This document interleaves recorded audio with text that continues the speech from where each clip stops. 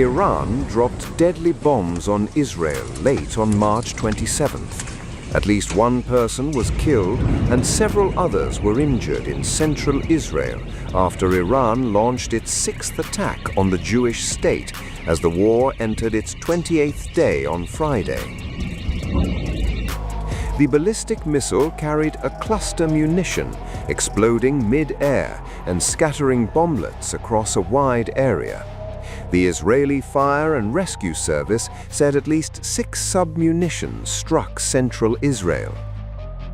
According to Israeli police and the Magen David Adom ambulance service, a man in his 60s was killed in one bomblet impact.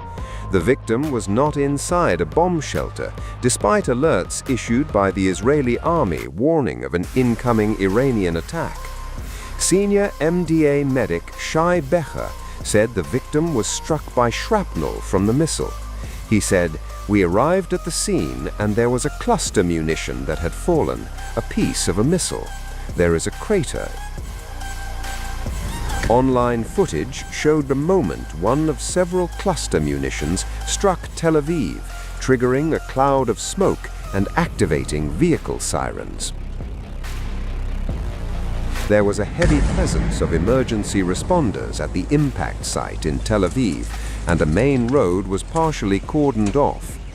Another submunition hit a residential building, lightly wounding 2 men in their 50s. The Fire and Rescue Service said it handled a total of 6 impact sites where buildings were damaged. Medics also reported that 2 people were lightly injured in the Kuseifa area of southern Israel earlier on Friday evening from falling fragments following the interception of an Iranian ballistic missile. MDA said it treated a 37-year-old man and a woman in her 20s who were injured by shrapnel. Both were taken to Soroka Medical Center in Beersheba. Earlier, Iran targeted southern Israel with a ballistic missile salvo, triggering sirens in Beersheba and surrounding towns, but causing no injuries. Iran has fired more than 450 ballistic missiles at Israel since the war began on February 28th.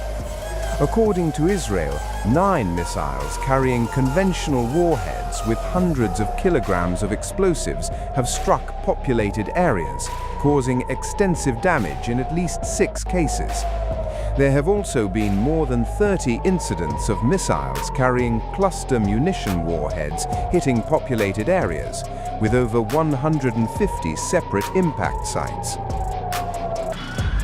The deadly attack came after Israel carried out strikes inside Iran. Early on March 28th, Israel bombed Tehran, targeting regime-linked sites. Israel had earlier threatened to escalate and expand its campaign against Tehran, claiming responsibility for strikes on the Shahid Kondab heavy water complex in Iraq and the Arda Khan yellowcake production plant in Yazd province. Earlier Friday, Iran's Foreign Minister Abbas Araghchi said Tehran would exact a heavy price for Israeli crimes following attacks on 2 of the country's largest steel factories and nuclear sites.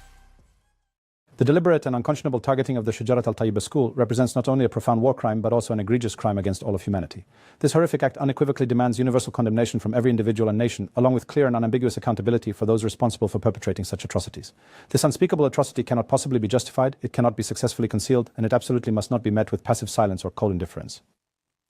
The assault on the Shajarat al-Tayyiba school located in Minab was certainly not just a simple incident, nor was it an accidental miscalculation. The United States' conflicting statements clearly intended to justify their egregious crime could not, under any circumstances, allow them to escape their full responsibility.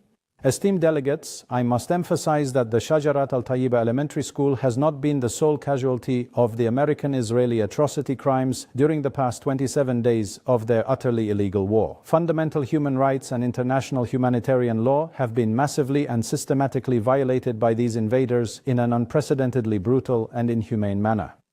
They are deliberately targeting innocent civilians and vital civilian infrastructures, showing absolutely no regard for the established laws of war and completely disregarding the fundamental principles of humanity and basic civility. More than 600 schools have been completely demolished or severely damaged across Iran, and more than 1,000 students and teachers have been martyred or gravely wounded as a direct result of these actions. The designations of war crime and crime against humanity fall far short of truly conveying the profound gravity and sheer scale of the horrific atrocities that are being perpetrated. The aggressors' consistent targeting patterns, coupled with their explicit rhetoric, leave absolutely no doubt as to their clear and undeniable intent to commit genocide. Meanwhile, Israeli military warned of a new wave of missiles launched toward it from Iran as Saturday dawned.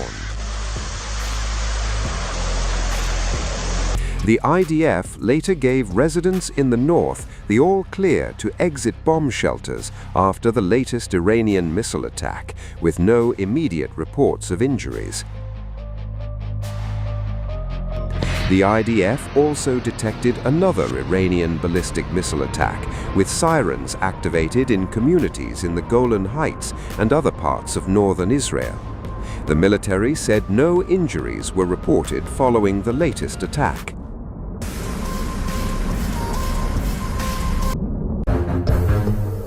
A fresh wave of Iranian missile fire struck Israel, marking the fourth salvo since midnight, even as air defense systems remained on high alert across multiple regions. According to Israeli reports, a small number of missiles were launched from Iran, triggering air raid sirens across both southern and central parts of the country. The Israeli military said missiles aimed at the south were successfully intercepted by its air defense systems, preventing damage in populated areas. However, one of the missiles fired towards central Israel is believed to have carried a cluster munition warhead, raising serious concerns over the nature of the strike. The warhead reportedly dispersed multiple sub-munitions, a type of payload designed to increase impact coverage rather than precision. Another missile reportedly struck an open area, causing no immediate casualties.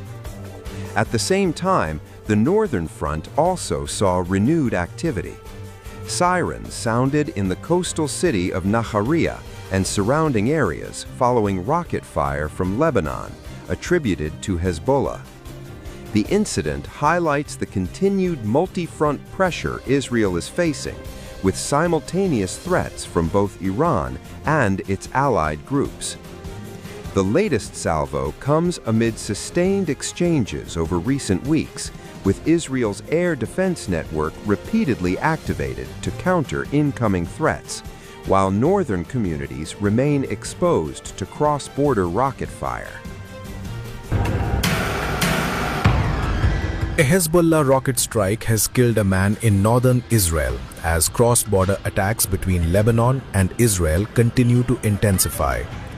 According to Israeli emergency services, a man in his 30s was declared dead after being critically wounded by shrapnel when a rocket struck a residential area in the coastal city of Nahariya. Another man in his 50s sustained serious injuries and was evacuated to hospital for treatment. The projectile reportedly hit a parking lot adjacent to a residential building, causing damage to vehicles and nearby structures. Air raid sirens had sounded across the western Galilee shortly before the impact, with reports indicating that multiple rockets were fired from southern Lebanon toward northern Israeli towns. First responders described a chaotic scene with debris, shattered glass, and burning vehicles at the impact site as medical teams worked to treat casualties.